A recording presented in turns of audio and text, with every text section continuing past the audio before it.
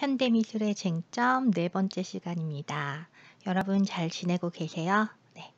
그냥 빈말이 아니고 잘 지내고 계시나 어쩌나 진짜 궁금합니다.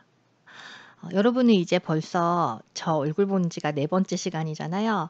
익숙해지고 계실 텐데 저는 아직까지도 이름으로밖에 모르는 학생들이 많아요. 그래서 좀 점점 더 어색해지고 있어요. 과제를 통해서 좀 소통하고 있는 느낌이 들긴 한데 그래도 어 네, 그래서 더 궁금하고 그런 것 같습니다. 네.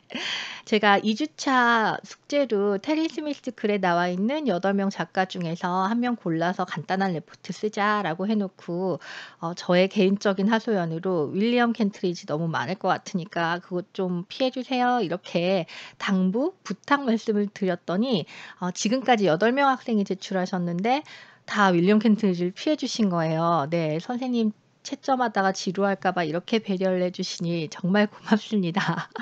그래서 그런 마음을 보면서 '아 학생들도 저 신경 써 주고 있구나.'라는 걸 좀 간접적으로 느끼고 있고요. 윌리엄 켄트리지를 피하라고 했더니 다들 타시다딘 아니면 크리스천 마클리야. 이게 어쩔 수가 없나 봐요. 그 세대 공감이라고 해야 되나? 그 여러분 눈에 좋아 보이는 거 이게 동시대다 싶은 작업이 다 서치를 해서 이제 인터넷을 통해서 알아오는 거겠지만 비슷할 수밖에 없는 것 같아요. 그래서 2010 년에 크리스천 맥클레이가 만든 시계가 가장 많이 언급이 되고 있더라고요. 저한테는 이게 진짜 신선합니다. '아 이런 결과를 낳구나.' 네.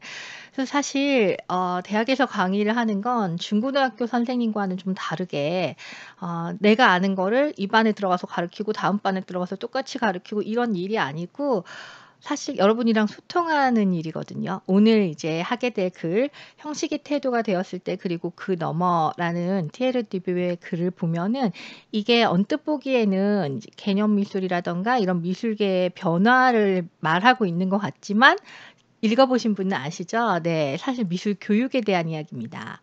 그래서 저도 오늘은 특히나 더 미술 교육이란 거에 대해서 생각을 하면서 미술 대학에서의 교육을 생각하면서 어 진행을 할 수밖에 없을 것 같아요. 네. 이 글을 굳이 주 교재에 없고 따로 책을 구해야 하고 게다가 이 책이 이미 절판이 되어 가지고 나오지도 않는다는데 굳이 PDF로 올려서까지 보자고 한 건 제 나름대로는 이 글이 좀 사이다 같은 맛이 있거든요. 길이도 길고 문장이 쉽고 깔끔한 문장은 아니지만 속을 시원하게 긁어주는 부분이 있었는데 여러분은 읽고 어떠셨는지 잘 모르겠어요. 작심삼일이라고 사람이 1-2 주차는 좀 열심히 텍스트 읽고 수업 듣다가 이때쯤 되면 긴장 쓱 풀리면서 좀 덜 읽게 되고 귀찮아진 거 아는데 그래서 이런 거 한번 해 주면 좀 괜찮지 않나. 여러분도 이제 미술대학을 3-4년 다니면서 과연 내가 대학에 와서 미술이란 걸 배우는데 이게 과연 어느 정도나 '쓸모가 있나?'라는 말로는 좀 부족하고 '가치가 있나?' 네, 그런 생각 늘 하면서 살고 계실 것 같아요. 그래서 여러분에게 좀 와닿는 주제였기를 기대를 하면서 네, 오늘 수업 진행을 하겠습니다. 일단은 지난주 복습 한번 하고 갈게요. 우리가 매주 수업이 뚝뚝 끊기지만 계속 이어져야 하는 마음으로 가야 된다고 강조드리고 있죠. 지난주에는 이 책 우리 교재 라운드 테이블을 했고요. 제가 이 책 아껴 보겠다고 이렇게 굳이 커버까지 싸 가지고 애지중지하면서 봤는데 이 상태 보세요. 이게 본드가 떡 떨어져 가지고 이게 뭡니까 이게. 한 장 도망가네. 네. 껍데기를 아끼는 건 아무 소용도 없었습니다. 이거 어떻게 해결해야 돼? 네. 어쨌거나 책이 걸레가 되고 있다는 걸 그냥 열심히 보고 있다는 좋은 마음으로 받아들여야지. 네. 지난주 포퓰리즘 시대의 엘리트 미술 하면서 '포퓰리즘이라는 게 과연 어떤 문제점을 가지고 있나.'를 생각해 보았죠. 포퓰리즘을 단순하게 생각하면 '아 대중들을 위해서 대중 취향에 맞춰서 예술을 하는 게 뭐가 나빠요?' 나쁠 게 없죠.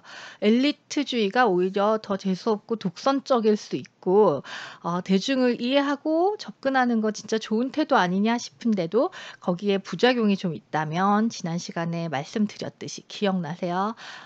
사건을 너무나 단순화시켜서 너무 쉽게 풀려다 보니까 너무 단순하게 쉬운 해결책으로 간략화시켜서 하다 보니 본질이 많이 흐려지는 그런 단점도 있었고, 또 안 한 부분이 있어요. 65쪽 아래 보면은 달러 민주주의라는 단어가 나와요. 우리가 대중 취향에 맞춘다고 하는데 사실 대중이라는 사람들은 소비자에 가깝지 일개 생산자가 아닙니다. 그래서 대중 취향이다라고 무언가를 제공하는 사람들은 문화 생산자인 경우가 많아요. 이것이 아마도 대중의 취향일 것이다. 라는 생각, 그리고 대중이 이런 취향을 가졌으면 좋겠다라는 어떤 생각으로 그걸 제시하고 그것에 따라가는데 시장 논리가 워낙 많이 작용을 하기 때문에 얼핏 보기에는 민주주의적인 방식으로 보이지만 그게 달러 민주주의다. 이 용어 자체만 보더라도 결코 그렇게 호의적인 단어로 느껴지지 않으시죠? 65쪽 한 번만 보면은, 네. 벤투리와 그의 동료들이 우리에게 그런대로 괜찮다고 받아들이도록 요구한 것은 대중의 취향이 아니라 카지노 주인들이 상상한 대중의 취향이었다. 이러한 취향은 켜짐 꺼짐, 구매 비구매라는 매우 대략적인 대조 데이터를 산출하는 달러 민주주의의 테스트만 거쳤다. 달러 민주주의는 대통령과 불황자가 똑같은 코카콜라를 마시는 워홀의 민주주의이기도 하며 권력과 대화가 아닌 물건 구매에서의 민주주의다. 뭐 이런 이야기 나왔어요. 제가 수업을 하다 보면은 모든 부분을 다 꼼꼼하게 해드리지 못해요. 그래서 자기가 읽었을 때 밑줄 긋고 중요하다고 생각했던 부분이 수업에 안 나오기도 합니다. 그런 것에 대해서는 개의치 마시고 자기가 중요하다고 생각하는 부분이 진짜 중요한 겁니다. 자기 마음에 와닿는. 네.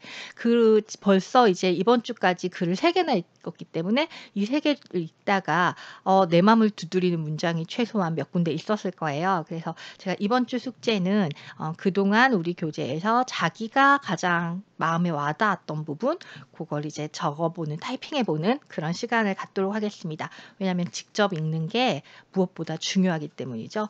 직접 천천히 꼼꼼히 읽다 보면은 많은 걸 발견을 하게 되는데, 예를 들면 저는 이런 게 있었어요.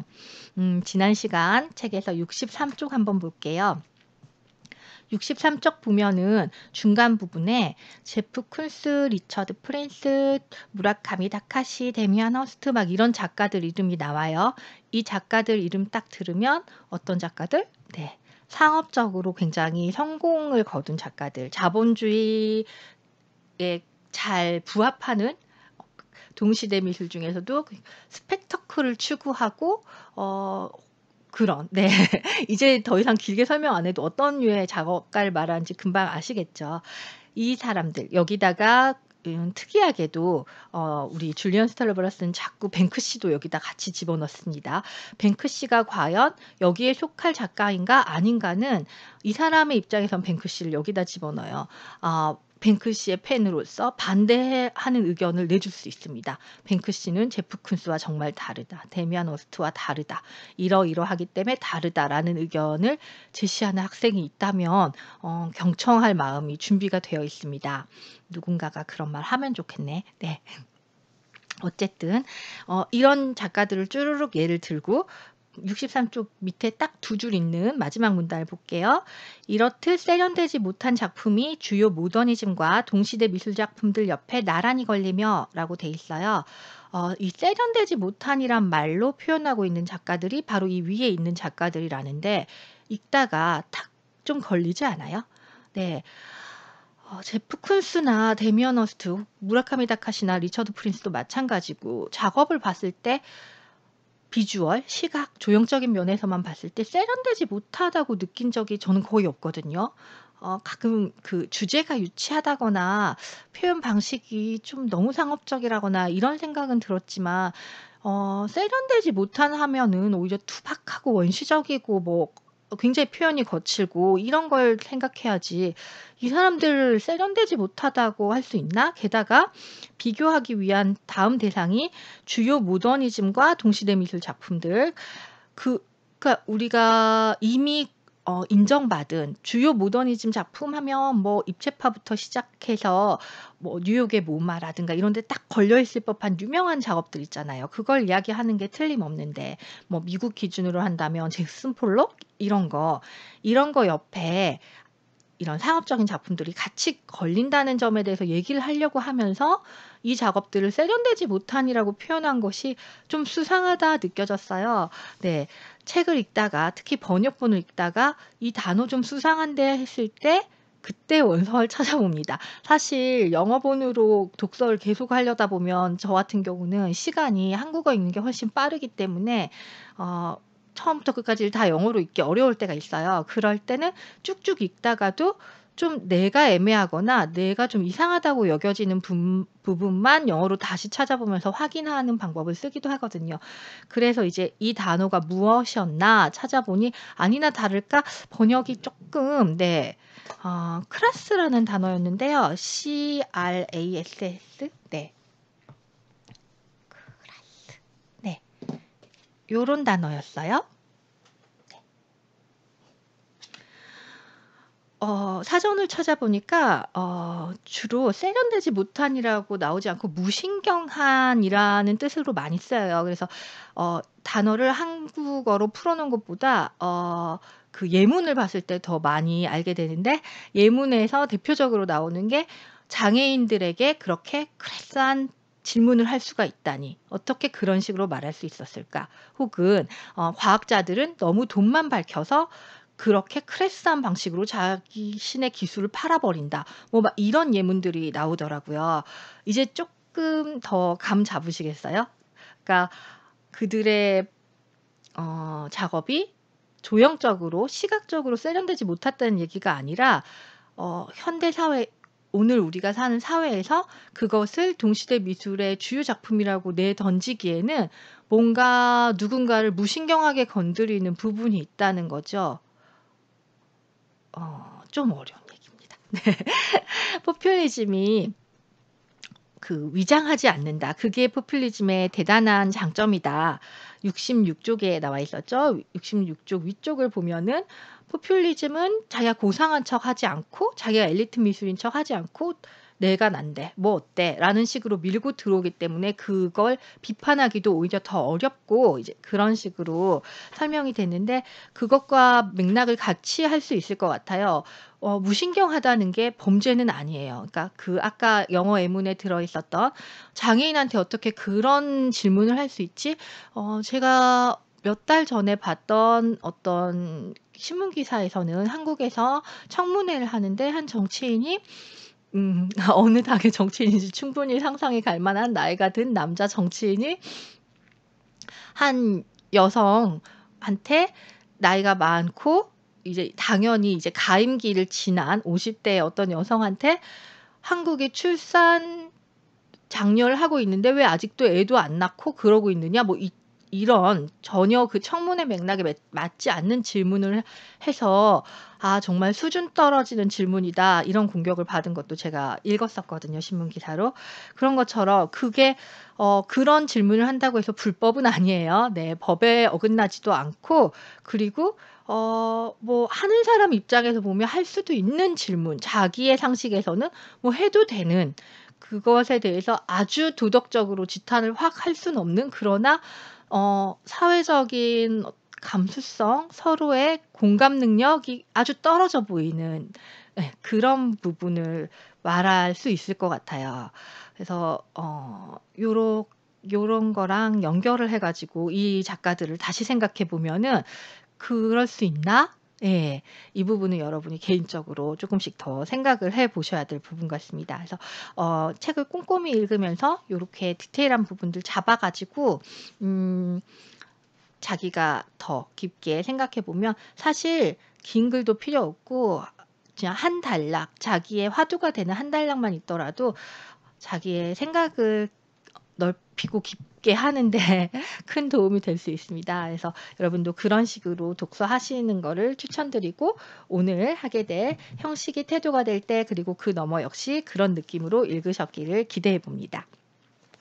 이거 지난번보다 분량이 쪼끔 많았는데 읽고 보니 어떠셨어요? 그 구조가 보이던가요? 물론 책을 처음부터 쭉 읽는 것도 좋지만 읽다가 잠깐 힘들고 지칠 때 과연 이 글은 언제 끝나는가 하고 맨 뒤까지 한번 넘겨볼 수 있잖아요. 이 글을 넘겨보면 특징이 갑자기 보일 겁니다. 굵은 글씨로 쓰여 있는 소제목을 좀 살펴보면요.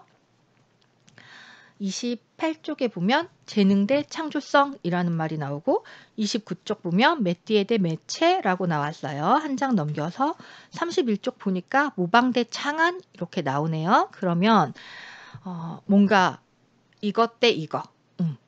우리가 경기할 때 보면 이 가운데 영어로 vs 이렇게 써주죠. 네, 이것 대 이것, 이것 대 이것, 이것 대 이것 이렇게 세 개를 비교를 하겠다는 거죠. 대조된 세 쌍을 가지고 이야기를 하겠다고 구조가 어느 정도 좀 잡혀요. 아, 이런 식으로 글을 끌고 나가겠구나. 근데 뒤에 좀 더 넘겨보면 35쪽 보니까 재능과 창조성 대 태도라고 나왔고 37쪽에 메띠와 매체 대 실천 그리고 40쪽 모방과 창안 대 해체라고 나와 있습니다.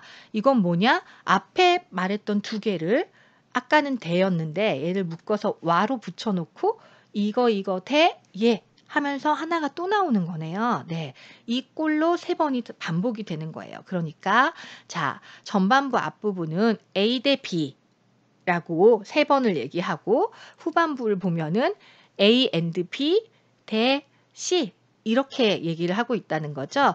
이런 식으로 구조가 되어 있는 글을 빨리 파악하려면은 어떻게 해버리는 게 제일 좋을까? 내가 책 놔두고 옆에다가 그냥 표를 하나 만들어 버리는 게 빠르겠죠? 이렇게. 그래서 요거 대 요거 대 요거 이런 식으로 자기가 표를 옆에다 놓고 독서를 하시면은 덜 헷갈리고 구조를 빨리 잡으실 수 있겠습니다. 만약에 아직까지 안 하셨다면은요, 이 표 하나 후다닥 그리고 나서 이 편 들으시면 좋겠어요.